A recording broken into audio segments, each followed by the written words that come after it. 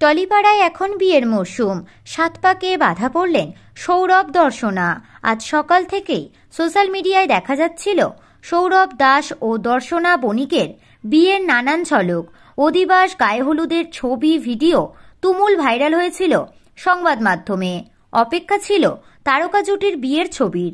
সন্ধেবেলায় নবদম্পতি নিজেরাই সেই ছবি ভাগ করে নিলেন ভক্তদের সঙ্গে। বিয়ের দিন লাল রঙের বেনারসিতে সেজেছেন দর্শনা। অপরদিকে সৌরভের পরনে সাদা রঙের পাঞ্জাবি। নববধূর শাড়ির সঙ্গে মিলিয়ে লাল রঙের শাল গায়ে দিয়েছেন অভিনেতা। এদিন দর্শনার হাতে হাত রেখে ও কপালে কপাল ঠেকিয়ে একগুচ্ছ ছবি শেয়ার করেন সৌরভ।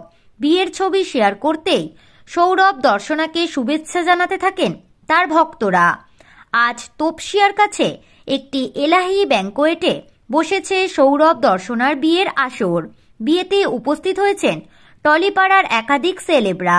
শোনা গিয়েছে বিয়ের পর শহর কলকাতার একটি নামী হোটেলে এলাহি রিসেপশন আয়োজন করবেন নবদম্পতি।